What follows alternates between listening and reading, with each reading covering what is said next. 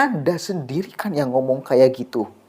Lantas kemudian Anda mencari-cari sekarang dalil pembenaran terhadap kekeliruan yang Anda lakukan. Ini kan gila. Kalau masih ada orang yang masih percaya terhadap ucapannya, ini is the best sih, luar biasa sih.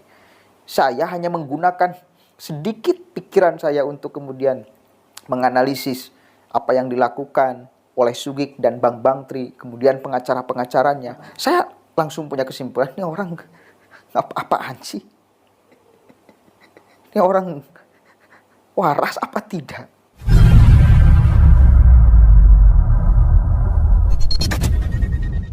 Assalamualaikum warahmatullahi wabarakatuh. Hamdan syukronillah, amma ba'd. Sahabat manusia plural yang saya hormati dan saya banggakan, Egy Sujana terus memprovokasi masyarakat. Padahal dia sendiri yang melakukan blunder, kekeliruan, dan bagi saya keserampangan. Dia yang melaporkan, dia yang mencabut laporan itu. Kemudian sekarang tiba-tiba menyalahkan Jokowi, menyalahkan pemerintah, menyalahkan polisi yang menangkap Bang Bangtri. Bahkan katanya polisi sudah melakukan penistaan Al-Quran. Saya kira di sini mudah-mudahan masyarakat bisa cerdas ya. Masyarakat bisa cerdas ya. Bisa cerdas ya. Bisa cerdas ya. Kita lihat dulu nih apa provokasi Egy Sujana. Oleh karena itu, nggak ada alasan Gus Nur ditangkap, ditahan, mestinya begitu. Ini kan konstruk hukum itu begitu. Tidak boleh dia dengan serta-merta sembarangan dan berlaku otoriter. Maka dengan ini saya minta, terutama Bapak Kapolri, sering mengatakan juga ada istilahnya RJ, restorasi justice. Bagaimana restorasi justice? Tidak ada proses itu. Anda punya perintah nggak dianggap, langsung main ditangkap saja. Bahkan dibohong-bohongi, diiming-iming, tidak akan ditangkap, taunya ditangkap. Nah ini satu kebohongan yang tidak presisi ya di dalam konteks sebagai polisi. Maka oleh karena itu, sebelum terjadi hal-hal yang kita tidak inginkan bersama, karena ini menjadi kelompoknya menjadi konsep SARA, ada pertentangan SARA, suku, agama, ras, dan antar golongan. Dan dalam hari adalah agama kami Islam yang kami yakini ada di Al-Quran tadi, Ali Imran ayat 61, dikriminalisasi. Bahkan bukan potensi kalau menurut saya. Polisi telah melakukan kriminalisasi kepada Al-Quran.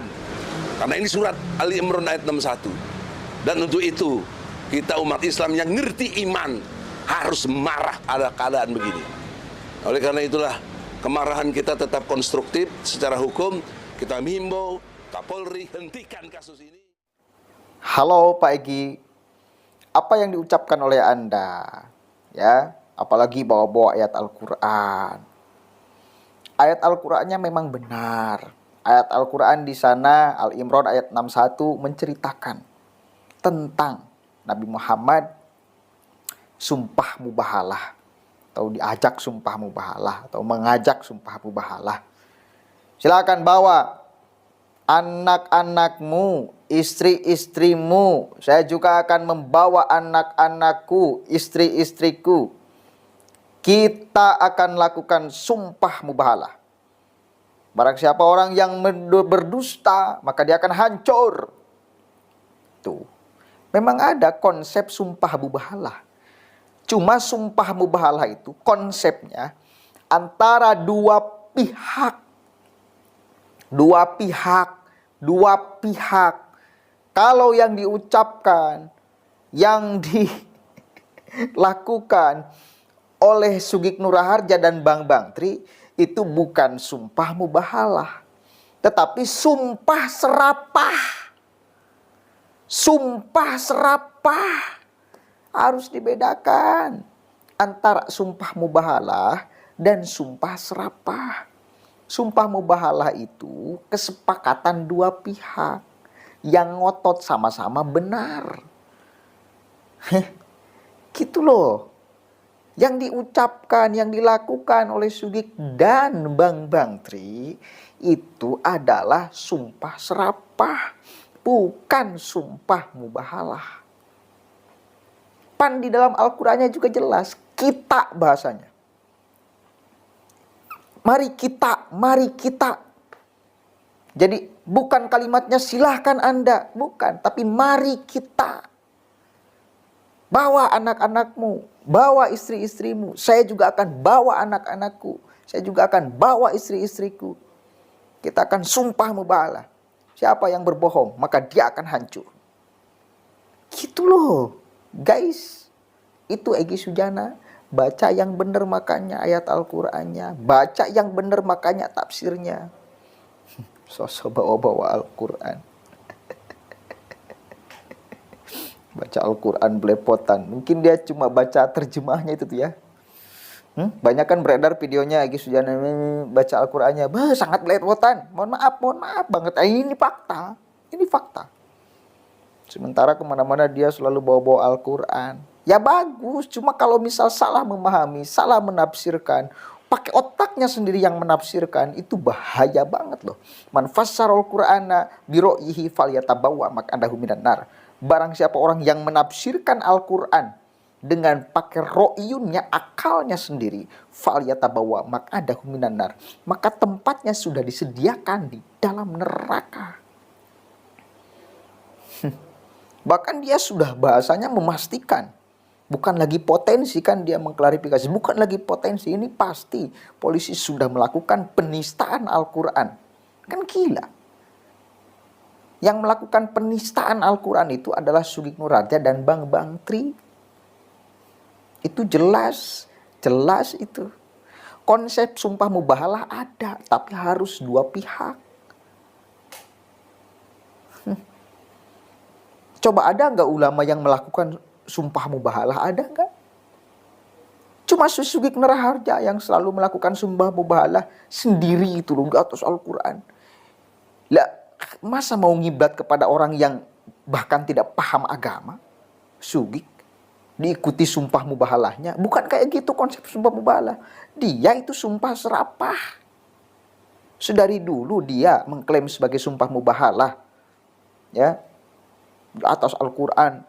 Bukan sumpah mubahalah, itu sumpah serapah. Lagian saya tertawa betul kalau misal sampai detik ini si Egy masih ngotot tuh. Lah kenapa kamu itu mencabut kemarin laporan dengan alasan yang bagi saya sangat tidak masuk akal, tidak rasional. Anda sendiri yang kemudian ngomong, ini takut karir saya hancur kalau ini diteruskan karena pasti kalah dipersidangkan. Anda sendiri kan yang ngomong kayak gitu. Lantas kemudian Anda mencari-cari sekarang dalil pembenaran terhadap kekeliruan yang Anda lakukan. Ini kan gila. Kalau masih ada orang yang masih percaya terhadap ucapannya, ini is the best sih, luar biasa sih. Saya hanya menggunakan sedikit pikiran saya untuk kemudian menganalisis apa yang dilakukan oleh Sugeng dan Bang Tri, kemudian pengacara-pengacaranya. Saya langsung punya kesimpulan, ini orang apa-apaan sih?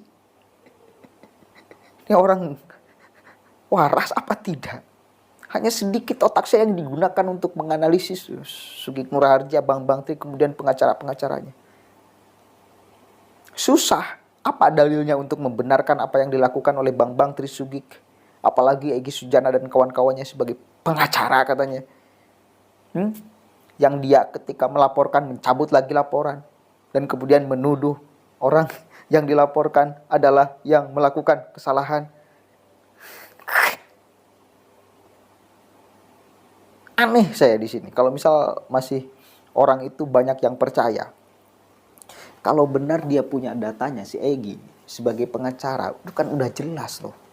Kemarin itu udah maju di persidangan. Apalagi ketika ada orang-orang hukum juga yang berbicara. Ketika seseorang menuduh, maka orang tersebut harus membuktikan tuduhan itu. Bukan orang yang dituduhnya. Ketika orang mendalilkan bohong kepada orang lain, maka orang yang menuduhnya itu, yang mendalilkannya itu, yang harus membuktikan. Jadi Jokowinya nggak perlu hadir.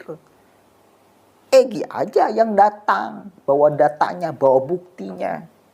Dengan Khozinuddin dan kawan-kawannya. Kalau dibuktikan oleh si Egy di persidangan, udah jelas kan kelihatan siapa yang bohong dan siapa yang benar. Nih Egy kan mencabut laporannya. Masa kemudian kita mau percaya lagi? Ayo gunakan sedikit aja akal kita untuk kemudian mencerna permasalahan ini. Jangan sampai kita terus dibodoh-bodohi. Tegas ya. Jangan sampai kita terus dibodoh-bodohi oleh orang yang, masa saya harus tegas mengatakan bodoh? Ayo dong. Kan itu. Siapa orang yang mendalilkan, maka dia yang harus membuktikan dalilnya. Itu orang-orang hukum sudah ngomong itu. Jadi nggak perlu Jokowi datang. Tinggal Egy Sujana dan kawan-kawannya Khozinuddin menyodorkan. Nah Pak Hakim nih, ke pengadilan nih, saya punya ijazah aslinya. Nih buktinya. Kan nggak ada. Malah dia ngomong nih, takut karir saya yang rusak. Bislah, diurus saya. Mereka terus akan mencari dalil untuk kemudian supaya framing publik itu terus mengatakan bahwa apa yang dilakukan oleh mereka adalah kebenaran. Assalamualaikum warahmatullahi wabarakatuh.